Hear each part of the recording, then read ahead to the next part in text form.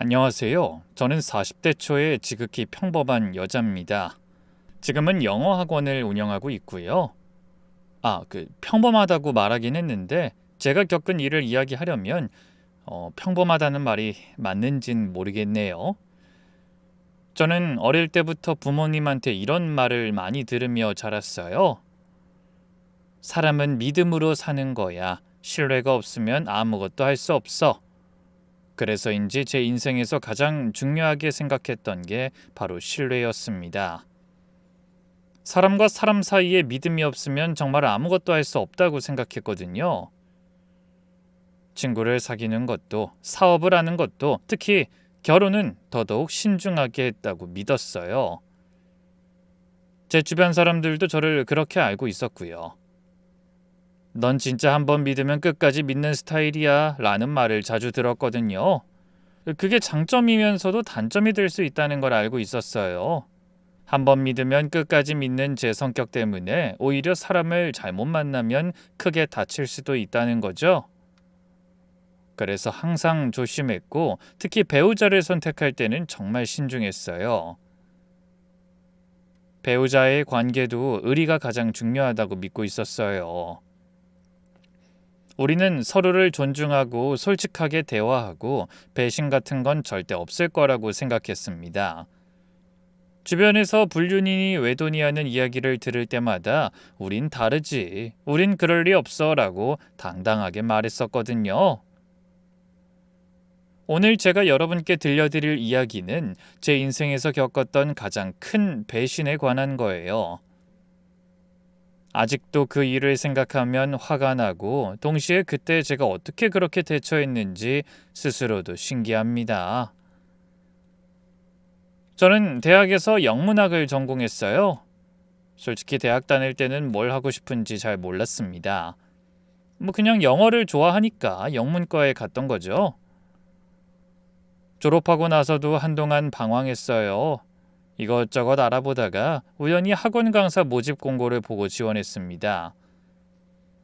처음엔 큰 프랜차이즈 학원 체인에서 시작했는데 거기서 몇 년 일하면서 경험을 쌓았어요. 아이들 가르치는 게 생각보다 재밌더라고요. 학부모님들이 우리 애가 선생님 수업 너무 좋아해요 라고 말씀하실 때마다 보람을 느꼈습니다. 근데 몇 년 일하다 보니까 답답한 부분이 있었어요. 본사에서 정해준 교재로 정해진 커리큘럼대로만 가르쳐야 하니까요. 저는 제 방식대로 아이들한테 더 맞는 수업을 하고 싶었습니다. 그래서 용기를 내 작은 학원을 인수했어요. 부모님은 처음에 엄청 반대하셨습니다. 안정적인 직장을 안 다니고 왜 그런 모험을 하냐고 하셨죠. 근데 전 확신이 있었어요. 제가 잘할 수 있을 거라는 확신이요. 시작은 정말 힘들었습니다. 인수할 때 학생이 10명 남짓이었고 월세 내기도 빠듯했어요. 처음 몇 달은 정말 후회도 했습니다. 내가 왜 이런 선택을 했을까 싶었죠. 근데 포기하고 싶지 않았어요. 하루하루 최선을 다해서 아이들을 가르쳤습니다. 그렇게 1년쯤 지나니까 조금씩 변화가 보이기 시작했죠. 학부모님들 사이에서 입소문이 나기 시작한 거죠. 거기 원장 선생님 진짜 잘 가르치신대요 라는 소문이 돌면서 학생들이 하나 둘씩 늘어났습니다. 2년 차부터는 대기자가 생길 정도로 학원이 안정됐어요. 선생님도 2분 더 채용했고 교실도 하나 더 늘렸습니다. 경제적으로도 여유가 생기기 시작했죠. 부모님도 그때부턴 인정해 주시더라고요. 네가 결국 해낸 거 보니까 기특하다. 근데 이제 결혼은 언제 할 거야? 그럼에도 부모님은 제가 안정적인 직장인이랑 결혼하길 바라셨어요. 아직은 학원 원장이라는 게 들쑥날쑥한 직업이라고 생각하셨나 봐요. 저도 그게 현명하다고 생각했고요. 남편감은 안정적인 회사원이 좋을 것 같았어요. 30대 중반까지는 일에만 매진했어요. 결혼은 늦어졌지만 그만큼 신중하게 선택하고 싶었거든요. 주변에서 소개팅도 많이 주선해줬는데 마음에 드는 사람을 만나기가 쉽지 않더라고요. 한두 번 만나면 뭔가 아니다 싶은 느낌이 들었어요. 대화가 안 통하거나 가치관이 다르거나 아니면 그냥 느낌이 안 오거나 그래서 더 늦어진 감이 있었죠. 그러다 만난 게 바로 지금의 남편이었어요. 남편은 제 고등학교 동창이었습니다. 같은 반이었는데 당시엔 그냥 아는 사이 정도였죠. 특별히 친하게 지낸 건 아니었고 같은 반이라 얼굴만 아는 정도였어요. 졸업하고 나서는 한 번도 연락 안 하고 지냈고요. 그런데 몇 년 전에 고등학교 동창회가 있었거든요. 솔직히 전 별로 가고 싶지 않았습니다. 고등학교 때 추억이 그렇게 좋은 편도 아니었고 사람들 만나서 근황 자랑하는 것도 별로였거든요. 근데 친한 친구가 간다고 해서 마지못해 따라갔죠. 동창회장에 들어섰을 때 생각보다 많은 사람들이 와 있더라고요. 다들 학창 시절보다 나이를 먹어서인지 처음엔 누군지 잘 모르겠더라고요. 그때 한 남자가 저한테 다가왔어요. 야, 너 나 기억나? 얼굴을 보니까 희미하게 기억이 나는 것 같았어요. 같은 반이었던 남자애 중 한 명이었는데 이름이 잘 생각이 안 났습니다. 그 같은 반이었지? 그래, 맞아. 나 기억 안 나? 3학년 때 내가 너 뒷자리였잖아. 그제야 기억이 났어요. 제 뒷자리에 잠깐 앉아 있었던 한 남자애. 그때는 말수가 적고 조용한 편이었는데 지금은 학창 시절보다 훨씬 성숙해진 모습이었습니다. 웃는 얼굴이 참 좋아 보이더라고요. 너 지금 뭐해? 남편이 먼저 말을 걸었어요. 학원 운영하고 있어. 영어 학원. 너는? 나? 그냥 회사 다녀. 회사원이야. 어디 회사? 남편이 회사 이름을 말했는데 제법 알려진 대기업 회사였어요. 대단하네. 근데 학원 운영? 너 그런 거 할 줄 몰랐는데. 나도 몰랐어. 그냥 하다 보니까 여기까지 왔지 뭐. 그렇게 자연스럽게 대화가 이어졌습니다. 이야기를 나누다 보니 서로 미혼이라는 걸 알게 됐어요. 남편도 저처럼 일에 빠져서 결혼을 못했다고 하더라고요. 동창회가 끝나고 나올 때쯤 남편이 말했어요. 오늘 반가웠어. 연락처 한번 줄래? 다음에 밥이라도 한번 먹자. 응, 좋아. 그렇게 연락처를 교환했습니다. 솔직히 그때는 그냥 동창으로서 연락처 주고받는 거라고만 생각했어요. 며칠 후에 남편한테 문자가 왔어요. 이번 주말에 시간 되면 밥 한번 먹자. 오랜만에 만났는데 이야기도 제대로 못했잖아. 전 별 생각 없이 좋다고 했습니다. 그렇게 주말에 다시 만났죠. 처음엔 그냥 동창끼리 밥 먹는 거라고 생각했는데 이야기를 나누다 보니 남편이라는 사람이 생각보다 괜찮더라고요. 대기업에 다니는 성실한 사람이었고 무엇보다 세심하고 자상한 성격이 마음에 들었습니다. 이야기할 때도 제 말을 진지하게 들어주고 적절하게 공감해주고 질문도 잘하더라고요. 학원 운영하면서 힘든 점도 많겠다. 나도 회사 다니면서 스트레스 많은데 사업은 더 힘들 것 같아. 맞아. 특히 학부모님들이랑 소통하는 게 제일 어려워. 아이들 가르치는 건 괜찮은데. 그래도 보람은 있겠네. 난 회사 다니면서 보람 느낄 때가 별로 없어. 이런 식으로 진솔한 대화를 나눴어요. 그 후로 자주 만나게 됐고 우리는 자연스럽게 연애로 발전했습니다. 남편은 어릴 적부터 제가 마음에 들었고 다시 만난 걸 운명으로 여기고 잘해보고 싶었다고 하더라고요. 데이트할 때 남편은 정말 세심했어요. 제가 무심코 한 말도 다 기억하고 있다가 챙겨주는 거예요. 너 지난번에 이 빵 좋아한다고 했잖아. 퇴근길에 사왔어. 어? 내가 그 얘기 했었나? 응, 지난주에 카페 갔을 때 말했잖아. 전 기억도 안 나는데 남편은 다 기억하고 있는 거죠. 이런 점이 너무 좋았어요. 살면서 이렇게 세심한 남자는 처음이었습니다. 그렇게 1년 정도 만나다가 남편이 청혼했어요. 부모님께 인사도 드리고 양가 어른들 만남도 가졌습니다. 다행히 양가 집안에서도 서로를 좋아하시더라고요. 그렇게 결혼까지 하게 됐습니다. 결혼 후에도 남편은 정말 한결같았어요. 집안일도 함께 나눠서 했고 언제나 제 학원 일정도 배려해줬습니다. 제가 저녁에 수업이 있으면 알아서 저녁해놓고 설거지도 해놓고 그랬어요. 오늘 수업 어땠어? 애들이 진짜 말을 안 들어서 혼났어. 힘들었겠다. 내일은 좀 나을 거야.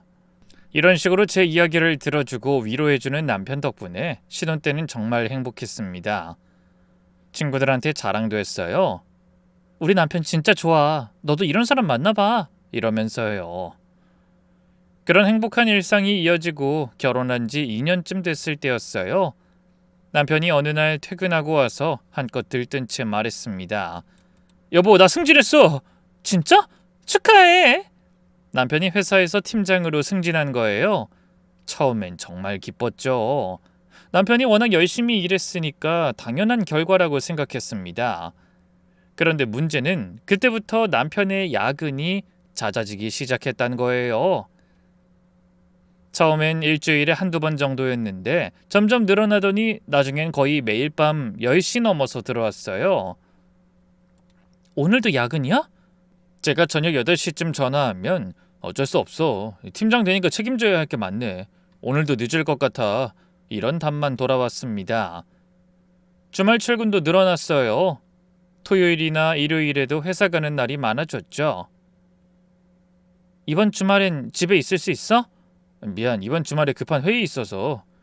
그러다 보니 함께 보내는 시간이 눈에 띄게 줄어들었습니다. 저도 학원 일이 있다 보니 주중에는 바빴지만 주말만큼은 함께 보내고 싶었거든요. 근데 그것마저 힘들어진 거예요. 예전엔 퇴근하고 오면 그날 있었던 일들을 이야기하곤 했어요. 회사에서 누가 뭐라고 했다거나 재밌는 일이 있었다거나 이런저런 이야기를 나누면서 하루를 마무리했죠. 근데 이제는 인사만 대충 하고 각자 방에 들어가는 날이 많아졌습니다. 남편은 피곤하다면서 바로 샤워하고 자버리고 저도 학원 일 정리하느라 바빴고요. 대화도 점점 줄어들었어요. 스킨십도 뜸해졌습니다. 예전엔 안아주기도 하고 손잡고 소파에 앉아서 TV 보고 그랬는데 이젠 뭐 그런 것도 거의 없어졌어요. 남편이 만지면 귀찮다는 듯 피하는 제 모습도 보이고요. 그러다 보니 저도 점점 더 남편에게 다가가지 않게 되더라고요. 우리 이번 주말엔 영화라도 볼까? 오랜만에 데이트하자. 제가 노력하려고 이렇게 먼저 말을 꺼내도 미안, 다음에. 이번 주말엔 진짜 중요한 회의가 있어서. 이런 식으로 거절당하는 일이 잦아졌거든요. 한두 번은 이해했는데 계속되니까 점점 더 서운하더라고요. 우리가 이렇게 남처럼 살아야 하나? 이런 생각이 들기 시작했습니다. 친구들한테 상담도 해봤어요. 우리 남편이 요즘 너무 바빠서 얼굴 보기가 힘들어. 게다가 집에 오면 골아떨어지고 둘이서 뭘 하는 게 없어. 그러게, 승진하면 다 그래. 우리 남편도 그랬어. 근데 시간 지나면 나아져. 친구들은 다들 시간이 지나면 나아질 거라고 했습니다. 권태기일 수도 있다고. 사실 결혼 생활이 원래 그렇다고 했죠. 그래서 저도 기다려봤어요. 시간 지나면 나아지겠지 싶어서요. 근데 시간이 지나도 나아지는 건 없었습니다. 오히려 더 소원해지는 느낌이었어요.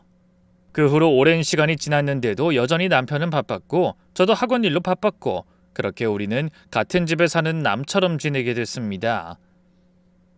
그렇게 소원해진 지 1년쯤 지났을 때였어요. 불행 중 다행인지 학원 일이 정말 잘 돼서 목돈이 꽤 모였습니다.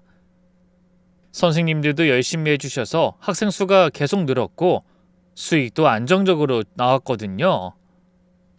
어느 날 학원 학부모님 한 분이 말씀하시더라고요. 원장님, 우리 아파트 단지에 매물 나왔는데 한번 보실래요? 조건 괜찮던데. 그 학부모님은 부동산 일을 하시는 분이었어요. 호기심에 한번 보러 갔는데 생각보다 마음에 들더라고요. 위치도 좋고 평수도 적당하고 가격도 괜찮았습니다. 이 기회에 우리 집을 마련하면 어떨까? 이사 가면서 관계가 더 안정적으로 회복될 수도 있고. 그래서 그날 저녁에 남편한테 말했어요. 여보, 우리 집 살까? 집? 갑자기? 남편이 의아한 표정으로 물었습니다. 갑자기가 아니라 계속 생각하고 있었어. 우리 학원도 안정적이고 우리 목돈도 모였잖아. 이번 기회에 내 집 마련하면 어떨까 싶어서. 뭐 그것도 좋긴 하지. 오늘 괜찮은 매물 하나 봤거든. 이번 주말에 같이 보러 갈래? 남편도 잠시 생각해 보더니 고개를 끄덕였어요. 그래, 한번 보자. 전세 사는 것보단 낫지. 그 주말에 함께 그 아파트를 보러 갔습니다. 남편도 마음에 들어 하더라고요. 여기 괜찮은데? 회사에서도 그렇게 멀지 않고. 그치? 나도 학원에서 가까워서 좋아. 그래도 섣불리 결정하지 말고 한번 둘러보자. 어차피 살 거면 잘 알아보고 사야지. 전세로 살던 우리는 사실 내 집 마련이 오래된 꿈이었어요. 특히 저는 학원을 운영하면서 안정적인 내 공간이 있으면 좋겠다고 늘 생각했거든요. 이게 우리 관계에도 새로운 활력이 될 거라고 기대했습니다. 뭔가 새로운 걸 시작하면 다시 가까워질 수 있을 것 같았어요. 그 후로 몇 달간 본격적으로 집을 알아봤습니다. 주말마다 이곳저곳 부동산을 다니면서 매물을 봤어요. 오랜만에 함께 시간을 보내니까 좋더라고요. 이 집은 어때? 괜찮긴 한데 방 구조가 좀 애매한 것 같아. 그럼 다음 거 볼까? 이렇게 이야기하면서 집을 보러 다니는 게 데이트하는 것 같기도 했어요. 남편도 예전처럼 다시 제 손을 잡아주고 제 의견을 물어보고 그랬습니다. 몇 주 동안 여러 집을 보다가 처음에 봤던 그 아파트가 계속 마음에 남더라고요. 다시 한번 보러 갔는데 역시 그 집이 제일 좋았습니다. 여보, 우리 그냥 이 집으로 할까? 나도 이 집이 제일 마음에 들어. 그렇게 신중하게 고르고 또 고르다가 결정했어요. 대출 상담도 받고 계약서도 검토하고 이런저런 절차를 밟았습니다. 목돈을 최대한 넣고 나머진 대출을 받기로 했어요. 계약하던 날 남편이 말했습니다. 드디어 우리 집 생겼네. 앞으로 여기서 오래오래 행복하게 살자. 그때 남편이 제 손을 꽉 잡아줬어요. 오랜만에 느껴보는 따뜻한 온기였습니다. 다시 예전으로 돌아간 것 같아 정말 설레고 기쁘더라고요. 이사 준비를 하면서 가구도 함께 골랐어요. 침대, 소파, 식탁 이런 것들을 하나하나 고르면서 의논했죠. 인테리어 상담도 받으러 다녔어요. 벽지는 어떤 색으로 할지, 조명은 어떤 걸로 달지, 타일은 어떤 걸로 할지 이런 것들을 함께 정했습니다. 우리 안방은 좀 아늑한 느낌으로 하고 싶어. 그럼 따뜻한 톤으로 할까? 좋아. 그리고 거실은 밝게 하고. 이렇게 하나하나 함께 정하는 과정에서도 다시 가까워진 느낌이었어요. 예전처럼 같이 웃고 같이 이야기하고 같이 미래를 꿈꾸는 시간이었습니다. 우리 집 생기니까 진짜 좋다. 그치? 오랜만에 같이 이것저것 하니까 좋네. 그땐 정말 행복했어요. 우리가 다시 예전처럼 돌아갔다고 믿었습니다. 집이라는 새로운 공간이 우리에게 새로운 시작을 주었다고 생각했죠. 이사를 마치고 일주일쯤 지났을 때였어요. 집도 어느 정도 정리가 됐고 이제 집들이를 할 때가 됐다 싶었습니다. 여보, 집들이 언제 할까? 이번 주말 어때? 좋아. 누구 부를까? 집이 크니까 한 번에 하면 좋을 것 같기도 하고. 난 학원 선생님들이랑 친한 친구들 부를게. 그러자 남편이 말했어요. 나도 회사 사람들 몇 명 불러도 돼? 새 집 구경시켜주고 싶어서. 그래, 그러자. 그렇게 해서 손님 리스트를 만들었는데 생각보다 인원이 많아졌어요. 제 친구들 5명, 학원 선생님 2명, 남편 회사 동료 6명 이렇게 되니까 제법 큰 모임이 됐습니다. 집들이 전날부터 준비를 시작했어요. 마트 가서 장도 보고 음식 재료도 사고 집 청소도 했죠. 내일 사람들 많이 오는데 음식 준비 괜찮겠어? 남편이 걱정스럽게 물었습니다. 괜찮아. 간단하게 준비하면 되지. 그래도 내가 도와줄게. 남편도 열심히 도와줬어요. 같이 요리하고 집 청소하고 이것저것 준비하니까 금방 끝났습니다. 집들이 당일 저는 아침 일찍 일어나서 음식을 만들기 시작했어요. 어느새 오후 2시가 되니 사람들이 하나둘씩 오기 시작했죠. 제 친구들이 먼저 왔습니다. 와, 집 진짜 예쁘다. 부럽다 진짜. 고마워. 들어와. 학원 선생님들도 오시고 점점 집안이 북적북적해졌어요. 남편 회사 사람들은 좀 늦게 도착했죠. 이야, 팀장님! 자가 마련 축하드립니다! 남편 동료들이 선물을 들고 왔어요. 근데 그중에 젊은 여직원 한 명이 유독 눈에 띄었습니다. 20대 중반쯤 돼 보이는 여자였는데 화사하게 화장을 하고 짧은 원피스를 입고 왔더라고요. 다른 직원들은 다 캐주얼하게 편한 옷차림이었는데 그 여자만 뭔가 과하게 꾸민 느낌이었어요. 안녕하세요. 팀장님 댁 정말 예쁘네요. 그 여직원이 환하게 웃으면서 인사했어요. 목소리도 유독 밝고 크더라고요. 어서 와, 편하게 앉아. 남편이 대답했습니다. 근데 뭔가 분위기가 묘하게 느껴졌어요. 그 여직원이 남편한테 말을 거는 게 뭔가 살가운 수준을 넘어서는 것 같았거든요. 하지만 괜한 기분이라는 생각에 그냥 넘겨버렸죠. 사람들이 다 모이고 나서 본격적으로 파티가 시작됐습니다. 다들 음식 먹으면서 이야기하고 집 구경도 하고 그랬어요. 저는 호스트로서 이 사람 저 사람 챙기느라 바빴습니다.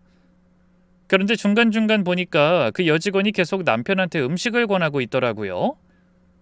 팀장님 이거 드셔보세요. 맛있어 보여요. 팀장님 맥주 더 드릴까요? 처음엔 그냥 예의 바른 신입사원이려니 했어요. 요즘 신입들은 원래 적극적이니까 상사한테 잘 보이려고 저러나 보다 싶었죠. 근데 자꾸 보니까 뭔가 이상했어요. 다른 직원들은 알아서 먹고 마시는데 그 여자만 유독 남편 주변을 맴돌면서 이것저것 챙겨주는 거예요. 팀장님은 평소에 집에서도 이렇게 다정하세요? 저도 이런 집에 살면 행복하겠어요. 이런 말들을 계속하는데 왜 그렇게 거슬리는지 모르겠더라고요. 남편도 그 직원한테 대답해주고 웃어주고 하는데 그게 전 불편했어요. 이런 제 기분을 눈치챘는지 제 친구가 옆에서 속삭였습니다. 저 여자 누구야? 남편 회사 사람? 신입사원인가 봐. 근데 좀 이상하지 않아? 너무 들러붙는 것 같은데? 친구 말을 듣고 보니까 더 신경 쓰이더라고요. 저만 이상하게 느낀 게 아니었던 거죠. 저녁쯤 집들이가 끝나고 사람들이 하나둘씩 돌아갔습니다. 이상하게 거슬리던 그 여직원도 나가면서 말했어요. 오늘 정말 즐거웠어요, 팀장님. 다음에 또 초대해 주세요. 저는 보는 둥 마는 둥 하더군요. 집을 정리하면서 남편에게 슬쩍 물어봤습니다. 아까 그 여자 직원 신입사원이야? 그 몇 달 전에 들어왔어. 왜? 아니 그냥 좀 적극적이네 싶어서. 요즘 애들은 다 그래. 활발한 거지 뭐. 남편은 별거 아니라는 듯 대답했어요. 저도 더 이상 말하진 않았습니다. 괜히 예민하게 구는 것 같아서요. 근데 그때 왜 그랬을까요? 마음 한구석이 불편했던 기억이 납니다. 뭔가 찝찝하고 깨름직한 느낌? 그때는 제 예민함 탓이라고 생각하고 넘어갔지만 지금 생각해보면 그게 제 직감이었던 것 같아요. 집들이가 끝나고 며칠 후부터 새집 생활이 본격적으로 시작됐어요. 처음엔 모든 게 새롭고 좋았습니다. 아침에 일어나면 햇살이 환하게 들어오는 거실, 넓은 주방, 쾌적한 침실, 정말 이 집을 사길 잘했다는 생각이 들었어요. 근데 이사 온 지 일주일쯤 됐을 때부터 문제가 생기기 시작했습니다. 층간소음 문제는 뉴스에서만 보던 문제라고 생각했는데 위층에서 소음이 들리기 시작한 거예요. 처음엔 그냥 가끔 들리는 생활소음이려니 했어요. 아파트에서 사는데 어느 정도 소음은 당연한 거니까요. 근데 밤 10시가 넘어서도 쿵쿵거리는 소리가 계속 들렸습니다. 뭔가 무거운 걸 떨어뜨리는 소리 같기도 하고 뛰어다니는 소리 같기도 하고 처음엔 참았어요.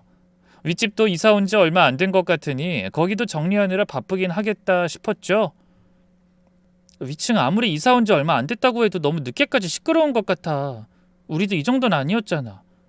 좀 더 기다려보자. 안 되면 말하고. 그렇게 며칠을 더 참았는데 상황은 나아지지 않았어요. 오히려 더 심해지는 것 같았습니다. 밤 11시가 넘어서도 쾅쾅 소리가 나고 심지어 새벽 1시에도 소리가 들릴 때가 있었어요. 참다 못해 일주일쯤 후에 윗집에 찾아갔습니다. 초인종을 누르니까 30대쯤 돼 보이는 여자분이 문을 열었어요. 안녕하세요. 아랫집 사는 사람인데요. 아, 네. 무슨 일이세요? 그게 밤에 좀 조용히 해주실 수 있을까요? 층간소음이 좀 심해서요. 여자분은 미안한 표정을 지으며 말했습니다. 아, 죄송해요. 제가 요즘 운동을 집에서 하거든요. 조심할게요. 네, 부탁드립니다. 정중하게 말씀드리고 내려왔어요. 잘 이해해 주셔서 다행이라고 생각했습니다. 근데 그날 이후로 오히려 소음이 더 심해진 것 같았어요. 마치 일부러 그러는 것 같은 느낌? 여보, 윗집 더 시끄러워진 것 같지 않아? 그러게. 말하고 나서 더 심해진 것 같은데? 일부러 오기로 그러는 것 같아. 우리 웬 이상한 여자한테 잘못 걸린 거 아니야? 그 소리 때문에 남편도 예민해져서 잠을 설치는 날이 많아졌습니다. 저도 마찬가지였고요. 새 집에서 행복하게 지낼 날만 있을 줄 알았는데 이게 무슨 일인지 황당했죠. 그렇게 2달간 윗집 소음 때문에 찾아가는 날이 많아지고 고성까지 오가 스트레스 받던 어느 날이었어요. 아침에 출근하려고 현관문을 여는데 뭔가 문에 묻어 있더라고요.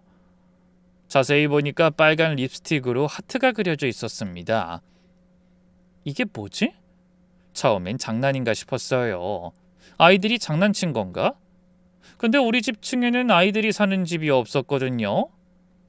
이상하다 싶으면서도 그냥 뜯어버리고 출근했습니다. 근데 며칠 후에 또 같은 일이 생긴 거예요.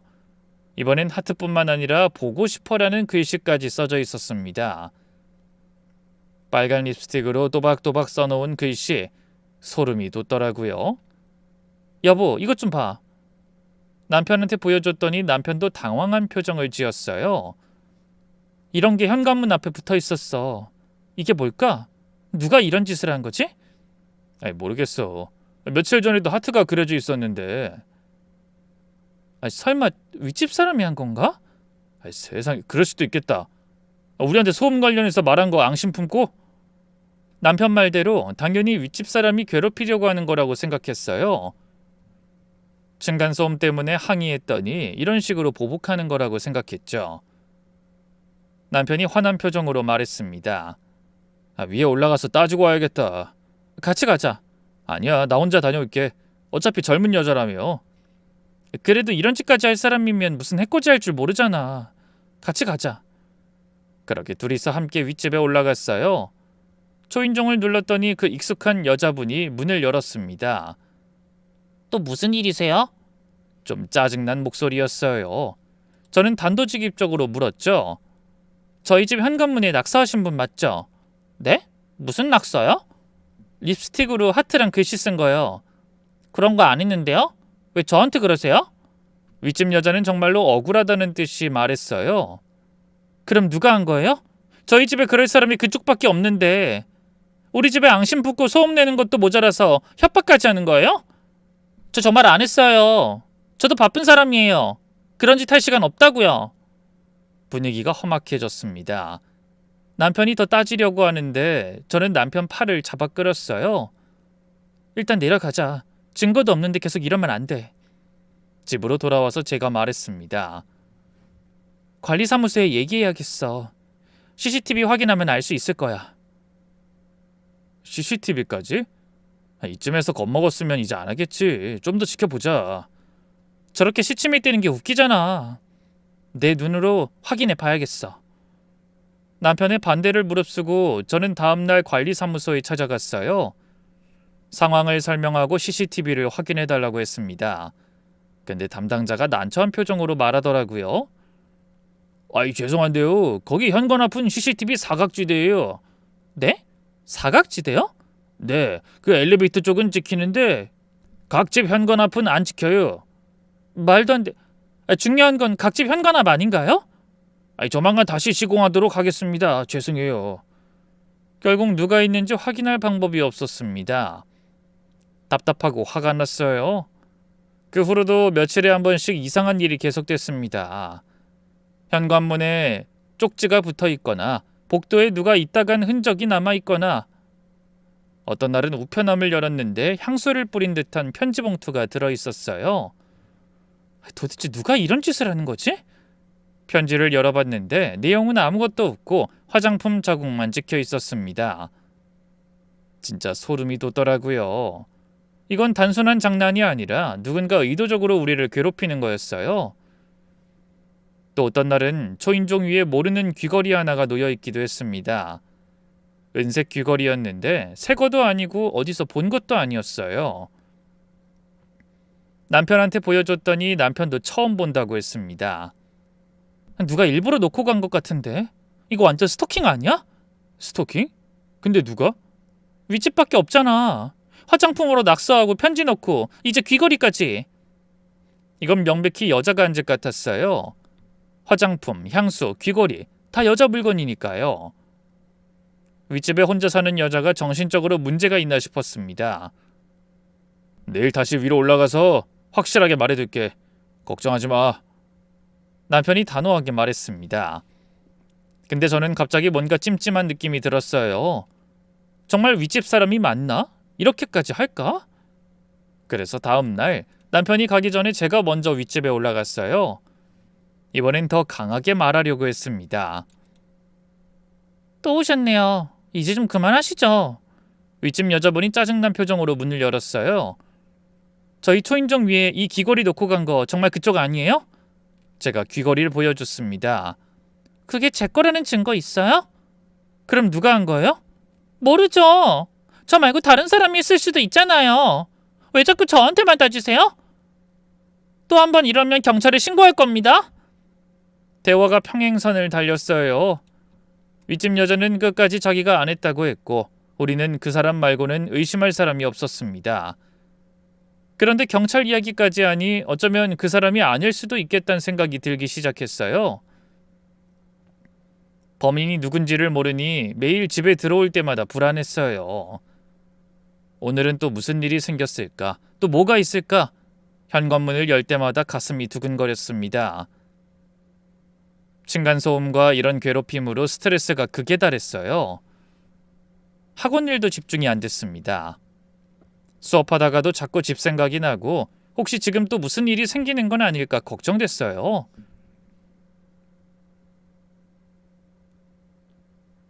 원장님 괜찮으세요? 요즘 안색이 안 좋으세요? 학원 선생님이 걱정스럽게 물었습니다. 괜찮아요. 그냥 좀 피곤했어요. 사실대로 말할 수도 없었어요. 새 집 샀다고 좋아했는데 이런 일로 괴롭힘 당하고 있다고 말하기 민망하잖아요. 그렇지만 여전히 밤에도 잠을 제대로 못 잤어요. 윗집 소음도 계속됐고 또 무슨 일이 생길까 불안해서 잠이 안 왔습니다. 남편도 마찬가지인 것 같았어요. 둘 다 예민해져서 사소한 일로 짜증내는 일이 많아졌습니다. 회복했던 관계가 다시 어긋날 거라고 생각했어요. 그런데 이런 일들이 시작된 이후로도 남편은 저한테 여전히 잘해주는 겁니다. 아니, 오히려 전보다 더 다정다감해졌죠? 예전엔 야근 때문에 늦게 들어오고 주말에도 회사 가고 그랬잖아요. 근데 갑자기 태도가 180도 달라졌어요. 오늘은 일찍 들어올게. 정말? 회의 없어? 일찍 끝났어. 저녁 뭐 먹고 싶어? 아무거나 그냥 집에서 먹자. 남편이 집에 일찍 들어오니까 함께 저녁을 준비할 수 있었어요. 같이 요리하고 같이 먹고 예전처럼 그날 있었던 일들을 이야기했습니다. 주말에도 데이트하자고 먼저 제안했어요. 이번 주말에 영화 볼까? 오랜만에 나가서. 당신 다른 일정 없어? 응, 이번 준 괜찮아. 그렇게 오랜만에 극장도 가고 맛있는 것도 먹고 쇼핑도 했습니다. 신혼 때로 돌아간 것처럼 정말 오랜만에 느껴보는 다정함이었어요. 게다가 평소엔 손 하나 까딱 안 하던 남편이 무려 집안일을 도와주기 시작한 거예요. 설거지도 하고 청소도 하고 빨래도 개고 예전엔 피곤하다며 자기 방에 들어가 버리곤 했는데 이젠 먼저 나서서 도와줬어요. 내가 할게. 당신은 쉬어.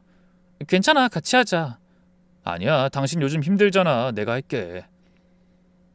처음엔 이런 힘든 상황에서 서로 의지하려는 거라고 생각했어요.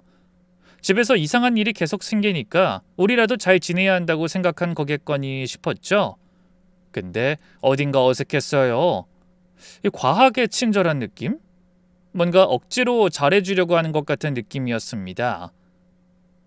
자연스럽지 않았어요. 여보, 요즘 왜 이렇게 잘해줘?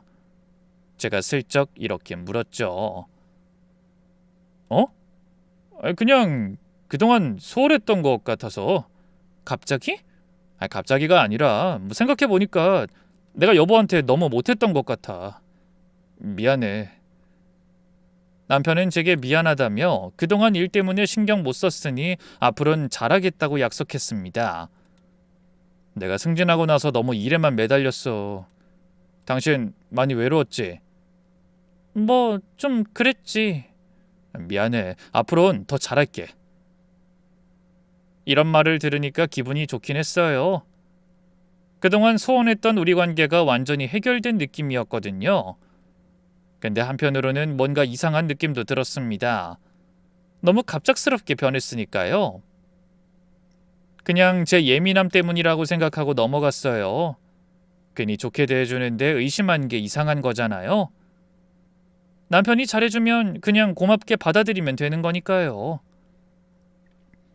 그렇게 여전히 윗집의 괴롭힘이 계속되던 어느 날이었어요. 저녁에 남편이 진지한 표정으로 말했습니다.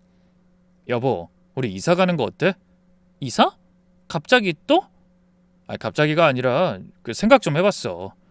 여기 층간소음도 심하고 자꾸 이상한 일도 생기고 이렇게 스트레스 받으면서 살 필요 있나 싶어서. 아무래도 여긴 터가 안 좋은 것 같아. 생각해보니 남편 말이 틀린 건 아니었어요. 매일 괴롭힘 당하고 밤마다 소음에 시달리는데 이게 무슨 불운인가 싶긴 했죠. 근데 선뜻 동의가 안 됐습니다. 그래도 이사 온 지 얼마나 됐다고 벌써 또 이사를 해. 우리 이 집 사느라 얼마나 고생했는데. 알아, 나도 아깝지. 근데 건강이 우선이잖아. 우리 둘 다 요즘 스트레스 때문에 몸도 안 좋고. 실제로 저도 요즘 두통이 자주 생기고 소화도 잘 안 되긴 했어요. 남편도 불면증 때문에 약을 먹기 시작했고요. 그리고 대출도 받았잖아. 손해가 너무 크다고. 그건 어쩔 수 없는 거지. 그렇다고 해서 우리가 계속 여기서 버티면 더 큰 문제가 생길 수도 있어. 남편이 계속 설득했습니다. 차라리 우선 전세로 옮기자. 당분간은 전세 살면서 다시 천천히 집 알아보는 거야. 정말 그래야 할까? 내 생각엔 그게 나을 것 같아. 여기서 계속 이러고 벌벌 떨며 살 순 없잖아. 남편 말에 며칠 동안 고민했어요. 정말 이사를 가야 하나? 이렇게 쉽게 포기해도 되나? 근데 매일 불안에 떨면서 사는 것도 한계가 있었습니다. 알았어, 이사 가자. 결국 남편 의견을 따르기로 했습니다. 그래, 내가 알아볼게. 남편이 굉장히 기뻐하면서 제 손을 잡았어요. 그 후로 남편이 적극적으로 전세 매물을 알아보기 시작했습니다. 퇴근하고 와서 부동산 앱을 보고 주말엔 직접 매물을 보러 다니고 생각보다 열심히 알아보더라고요. 남편이 집을 알아본 지 2주쯤 지났을 때였어요. 괜찮은 전세 매물을 찾았다고 연락이 왔습니다. 여보, 오늘 집 하나 봤는데 괜찮던데 내일 같이 볼래? 어디야? 여기서 20분 정도 거리.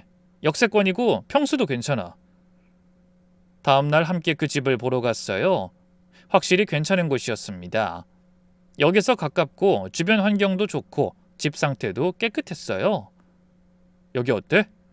좋긴 한데 정말 이사 가는 게 맞는 걸까? 내 집 마련했다고 좋아한 게 엊그제 같은데 그게 계속 걸려서. 아직도 마음 한구석이 찜찜했어요. 이렇게 쉽게 포기하는 게 옳은 건지. 우리 여기서 새로 시작하자, 응? 제 걱정을 이해하는지 남편이 제 어깨를 안으면서 말했습니다. 우린 결국 그 집으로 계약하기로 했죠. 계약 절차가 생각보다 빨리 진행됐습니다. 남편이 모든 걸 알아서 처리했어요. 중개사무소 가서 계약하고 이사 날짜 잡고 이삿짐 센터 예약하고 이사 날짜는 다음 달 15일로 잡았어. 알았어. 그리고 내가 먼저 일주일 정도 들어가 있을까 해. 어? 왜? 짐 정리도 해야 하고 필요한 것도 사야 하잖아. 넌 학원 일 마무리하는 동안 내가 미리 가서 준비할게. 그럴 필요까지 있어? 괜찮아. 내가 하고 싶어서 그러는 거야. 당신 들어올 때 편하게 들어올 수 있게 정리하고 싶어서 그래. 제가 일이 좀 밀릴 때긴 했거든요. 그래서인지 남편이 고집을 부렸어요. 저는 고맙다고 생각하면서도 왜인지 모르게 뭔가 석연치 않은 느낌이 들었습니다. 근데 그게 뭔지는 정확히 알 수 없었어요. 이삿날이 다가왔습니다. 남편은 약속대로 일주일 먼저 새 집에 들어갔어요. 저는 학원 일 때문에 며칠 더 남아있기로 했고요. 남편이 떠난 후 집이 텅 빈 것 같았어요. 혼자 있으니까 더 불안하고 무서웠습니다. 혹시 또 무슨 일이 생기는 건 아닐까 하고요. 남편의 소중함을 다시 느낀 하루들이었어요. 그러다 사흘째 되던 날이었어요. 원래는 주말에 가기로 했는데 학원 일정이 예상보다 빨리 정리됐습니다. 목요일 오후에 예정돼 있던 마지막 수업이 끝났거든요. 내일 금요일까지 기다릴 것 없이 오늘 가볼까? 어차피 혼자 있는 것도 무서운데. 일찍 가겠다고 남편한테 연락하려다가 말았어요. 깜짝 선물이라도 사들고 가면 좋아하겠다 싶었거든요. 그래서 그냥 연락 없이 그냥 가기로 했습니다. 마트에 들러서 남편이 좋아하는 과일이랑 반찬을 샀어요. 옷가지랑 세면도구, 당장 필요한 것들만 챙겨서 이사한 새 집으로 갔죠. 가보니 남편이 외출한 사이더라고요.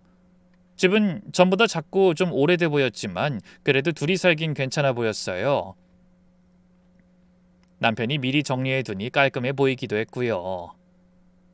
옷가지를 정리하다가 안방 장롱을 정리하게 됐습니다.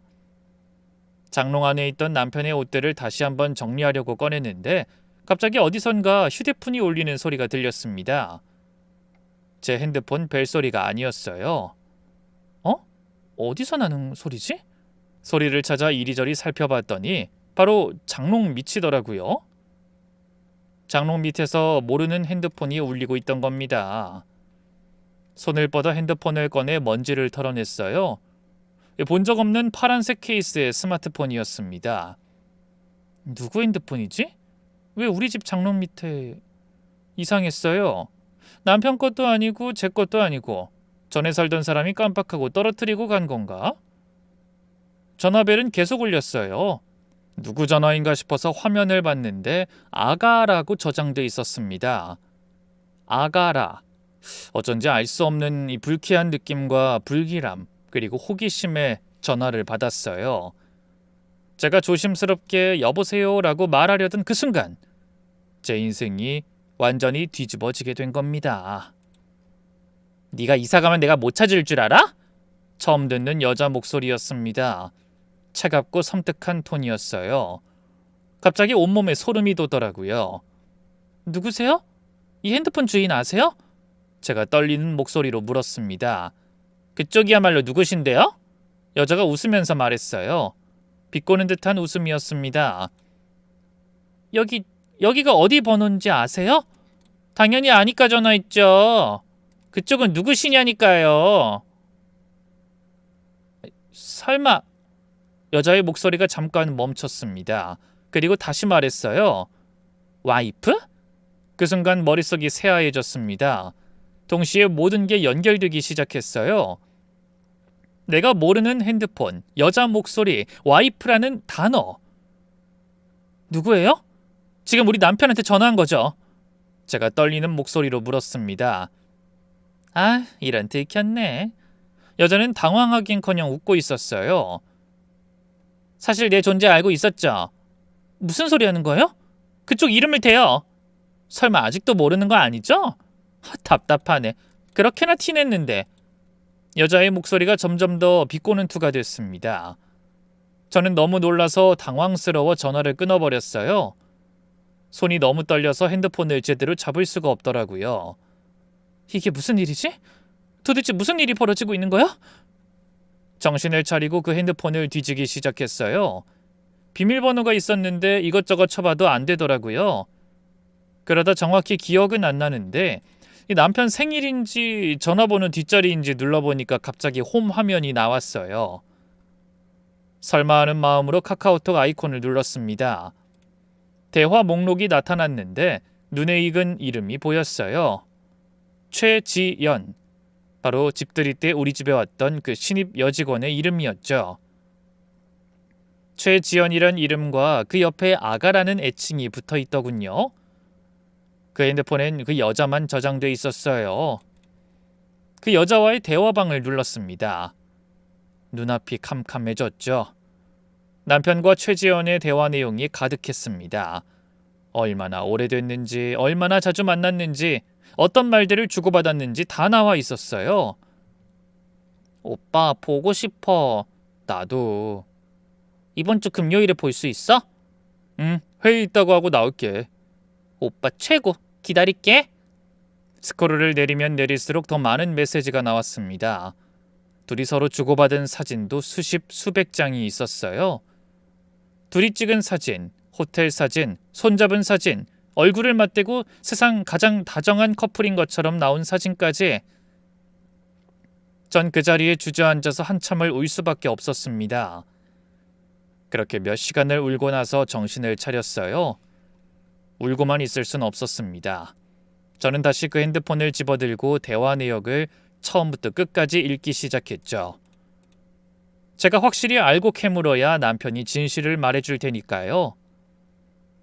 처음 대화는 남편이 팀장으로 승진한 직후부터 시작됐습니다. 팀장님, 오늘 회식 재미있었어요. 그래, 너도 고생했어.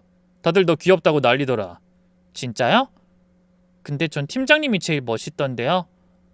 이렇게 시작된 대화가 점점 친밀해지더니 어느 순간부터 노골적으로 변했습니다. 따로 만나자고 약속을 잡은 지 하루가 지나고 갑자기 말투가 친밀해졌어요. 아마 그날 둘의 관계에 변화가 생길 일이 있던 거겠죠. 오빠, 만난 지 얼마 안 됐는데 또 보고 싶어. 우리 이제 언제 만나? 나도 보고 싶어. 이번 주말에 시간 될까? 내가 그리로 갈게. 오빠 와이프는? 걱정 마. 학원 일로 바쁘대. 제 눈앞이 다시 흐려졌어요. 남편이 그동안 감쪽같이 절 속이고 그 여자를 만났던 거예요. 제가 우리의 앞날을 위해 학원에서 열심히 일하는 동안 제가 남편 믿고 기다리는 그동안요. 더는 보기 힘들었지만 계속해서 스크롤을 더 내렸습니다. 호텔 예약 내역도 보였고 둘이 데이트한 장소 사진들도 있었어요. 제가 모르는 동안 이렇게 많은 일들이 있었던 거죠. 중간에 이런 대화도 있었어요. 오빠, 우리 언제까지 이렇게 숨어 다녀야 해? 나 너무 답답해 미칠 것 같아.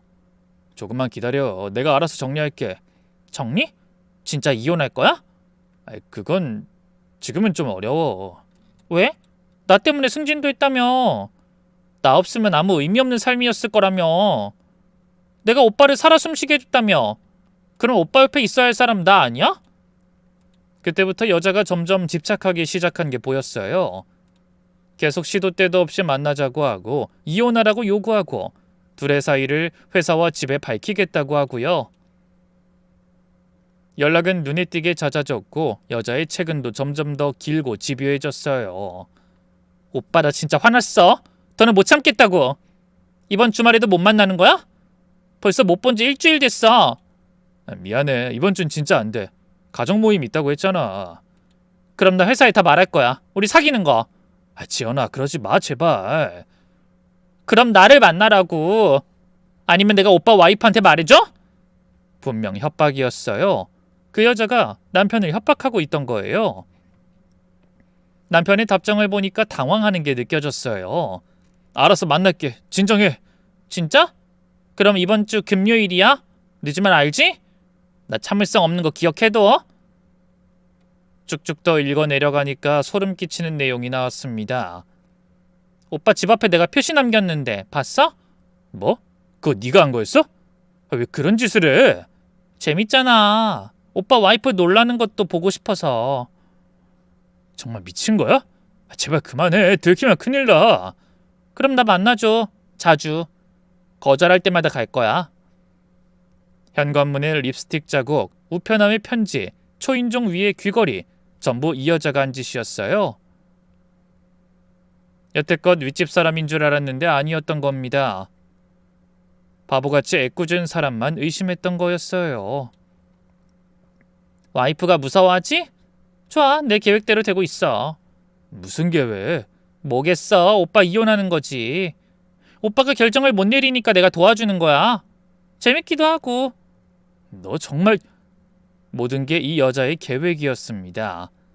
저를 겁먹게 하고 결국 진실을 알아서 이혼하게 만드는 거예요. 그리고 가장 최근 대화를 봤어요. 남편이 이사간 새 집으로 먼저 들어간 후였죠. 오빠, 요즘 집에 잘 안 가나 보네? 요즘 야근이 많아져서 본가에서 지내고 있어. 본가 주소가 어딘데? 나도 알 권리 있잖아. 제발 그만해. 나 이제 정리할 거야. 정리? 날 버리겠다고? 우리 관계는 어긋났어. 아니, 처음부터 하지 말았어야 했어. 뭐? 지금 뭐라고 한 거야? 미안해. 더 이상은 못 만나. 그만하자 우리. 그 이후로 여자의 메시지가 폭주하기 시작했습니다. 오빠가 날 버려? 진짜? 전화 받아? 왜 전화 안 받아? 오빠, 나 진짜 회사에 말할 거야. 내일 보자고. 와이프한테도 다 말할 거야. 내가 안 할 것 같지? 수십 통의 메시지가 이어졌어요. 남편은 답장을 안 했고 여자는 계속 협박성 메시지를 보냈습니다. 마지막 메시지는 어제 날짜였어요. 나 오빠 찾았어. 그제야 남편이 이사를 서두른 이유도 알 것 같았습니다. 이 여자의 존재가 점점 위험해지니까 두려워서 이사를 통해 도망치려고 했던 거예요. 먼저 자신이 집에 들어간 것도 그럼 여자가 그만 찾아올까봐 그런 거였겠죠. 전 그렇게 또 한참을 멍하니 앉아 있었습니다. 믿었던 사람한테 배신당한 충격, 분노, 억울함, 모든 감정이 한꺼번에 밀려왔어요. 지난 삶이 참 무용하게 느껴지더군요. 정신을 차리고 대화 내역을 제 핸드폰으로 찍기 시작했어요. 증거를 남겨야 한다는 생각이 들었습니다. 카톡 대화, 사진, 통화 기록, 문자 메시지 모든 걸 찍어서 저장했어요. 급히하느라 제대로 찍히지 않을 때도 있었지만 최대한 또박또박 찍었습니다. 이게 나중에 중요한 증거가 될 거라는 걸 알았거든요. 다 찍고 나니까 1시간이 넘게 지나 있었어요. 그동안 제 핸드폰에 남편한테서 전화가 몇 통 왔더라고요. 받지 않았습니다. 아직은 남편 목소리를 들을 수 없었어요. 대신 문자를 보냈습니다. 당장 집으로 와. 짧게 딱 한 줄만 보냈어요. 30분쯤 후에 남편한테서 전화가 왔습니다. 이번엔 받았어요. 여보, 무슨 일이야? 짐 옮기는 게 힘들어서 그래? 내가 끝나고 집으로 갈게. 지금 당장 새 집으로 와. 목소리를 최대한 차갑게 만들었어요. 어? 새 집에 갔어? 당신? 와서 얘기해. 그리고 전화를 끊었습니다. 1시간쯤 후에 현관문이 열리는 소리가 들렸어요. 남편이 급하게 들어왔습니다. 여보, 무슨 일이야? 갑자기 왜 온 거야? 주말에 오는 거 아니었어? 남편이 거실로 들어오다가 제 얼굴을 봤어요. 제가 울었던 흔적이 역력했을 겁니다. 눈도 퉁퉁 붓고 얼굴도 새빨개져 있었으니까 무슨 일인지 대충 눈치챘겠죠. 왜 그래? 무슨 일이 있어? 남편이 다가오려고 하는 걸 제가 손으로 제지했습니다. 이거 봐. 당신 세컨폰. 저는 그 파란색 핸드폰을 남편 앞에 던졌어요. 핸드폰이 바닥에 떨어지면서 툭 소리가 났습니다. 남편의 얼굴이 순간 굳어졌어요. 핸드폰을 보더니 얼굴이 하얘지는 게 보였습니다. 이게 어디서... 장롱 밑에 있더라. 전화 와서 받았어. 내가 어제 던져놓고 깜빡했어. 왜 던졌어? 뭐 화나는 일 있었나 보네? 남편이 고개를 떨궜습니다. 아무 말도 못하고 서 있었어요. 설명해봐. 어떻게 된 거야? 제 목소리가 떨렸습니다. 울음을 참으려고 했는데 안 됐어요. 어떻게 이럴 수가 있어? 내가 뭘 잘못했어? 내가 뭘 잘못했길래 날 배신해? 여보, 설명해 보라고 지금 당장! 제가 소리쳤습니다. 평생 이렇게 큰 소리로 화낸 적이 없었어요. 근데 그땐 참을 수가 없었습니다. 가만히 서 있던 남편이 입을 열었어요. 미안해. 미안해? 그게 끝이야? 정말 미안해. 내가 잘못했어. 남편이 무릎을 꿇었습니다. 제 앞에서 무릎을 꿇고 빌기 시작했어요. 용서해줘. 제발. 실수였어. 정말 실수였어. 실수? 몇 달 동안 만난 게 실수야? 호텔도 가고 데이트도 하고 그게 다 실수야? 남편은 아무 대답도 못했어요. 고개만 숙이고 있었습니다. 그 여자 누구야? 집 들이대봤던 그 신입 여직원이지? 응. 승진하고 나서부터였지? 왜 그랬어? 그냥 외로웠어. 일이 바쁘니까 심적으로 기댈 사람이 필요했어. 그때 그 직원이 나한테 계속 다가온 거야. 처음엔 그냥 싹싹한 친구라고만 생각했는데 그렇게 생기발랄한 사람을 만나니 나한테도 활력이 되더라. 즐거웠어. 그냥 자극제처럼. 다른 건 없었어. 그 말을 듣는 순간 화가 머리끝까지 올랐어요. 나로는 당신이 안정이 되지 못했던 거야? 그래서 외도를 했던 거야? 그게 말이 돼? 남편은 계속 빌었습니다. 1시간 넘게 무릎 꿇고 빌었어요. 정리하려고 했어. 진짜야. 그 여자가 자꾸 선을 넘어서 정리하려고 했어. 정리? 언제? 이사 오면서 정리하려고 했어. 이제 확실히. 알아. 자꾸 이혼하라고 협박하고 회사에 말하겠다고 하고. 우리 집에도 찾아왔던 거 그 여자였잖아. 당신은 알고 있었지? 그래서 이사 가자고 한 거지? 들킬까봐 무서웠어. 그래서 솔직히 말할 수가 없었어. 미안해. 미안하다고 하면 다야? 나 얼마나 무서웠는지 알아? 매일 밤 잠도 못 자고 집에 들어올 때마다 떨고 그게 얼마나 힘들었는지 알아? 남편은 계속 미안하다는 말만 반복했습니다. 다른 말은 할 수 없었던 거죠. 변명의 여지가 없었으니까요. 나 내일 변호사 만날 거야. 여보 제발. 이혼할 거야 당연히. 제발 한 번만 용서해줘. 다시는 안 그럴게. 다시는? 다시라는 게 어디 있어? 이미 다 끝났어. 남편이 제 다리를 매달리다시피 붙잡았어요. 저는 힘껏 뿌리쳤죠. 손 떼. 제발 한 번만 손 떼라고! 남편이 손을 놨습니다. 그리고 곧장 집으로 돌아갔죠. 다음 날 아침 저는 집을 나와서 바로 변호사 사무실로 갔어요. 전날 밤에 인터넷으로 찾아서 예약해둔 곳이었습니다. 변호사님께 모든 상황을 설명했어요. 그리고 제 핸드폰에 저장해둔 증거 사진들을 다 보여드렸습니다. 증거가 확실하네요. 이 정도면 위자료 청구도 충분히 가능합니다. 그 여자도 고소할 수 있나요? 물론입니다. 협박, 주거침입, 재물 손괴 등으로 고소 가능합니다. 변호사님이 상담해 주시면서 앞으로 진행될 절차에 대해 설명해 주셨어요. 이혼소송, 재산분할, 위자료 청구, 형사고소 해야 할 일이 한두 가지가 아니었습니다. 힘드시겠지만 차근차근 진행하시면 됩니다. 제가 도와드릴게요. 사무실을 나오는데 남편한테서 전화가 왔어요. 받지 않았습니다. 문자가 계속 왔죠. 여보 제발 만나자. 이야기 좀 하자. 제발. 전부 무시했습니다. 더 이상 할 말이 없었거든요. 이토록 마음이 완강했던 적이 없는 것 같았어요. 그날 오후에 남편과 여직원이 다니는 회사에도 연락했습니다. 인사팀에 전화해서 상황을 설명했어요. 저는 박 팀장 배우자입니다. 박 팀장과 부적절한 관계를 맺은 사내 직원이 있습니다. 그리고 그 직원이 저희 집에 협박을 했어요. 이 사항을 회사에 꼭 알려야 할 것 같아서요. 그냥 두면 분명 회사 내 불미스러운 일로 계속 언급될 겁니다. 확인해 보겠습니다. 회사에서도 조사에 들어갔고 며칠 후에 그 여직원은 징계위원회에 회부됐다고 들었습니다. 경찰서에도 가서 고소장을 접수했어요. 협박, 주거침입, 미수, 재물 손괴, 변호사님이 정리해 주신 내용대로 고소했습니다. 남편은 계속 연락했지만 전 받지 않았어요. 변호사를 통해서만 연락하라고 문자를 보내두고요. 이혼은 그렇게 차근차근 석 달 만에 성립됐어요. 남편이 모든 잘못을 인정했고 재산 분할에서도 제가 유리하게 받아냈습니다.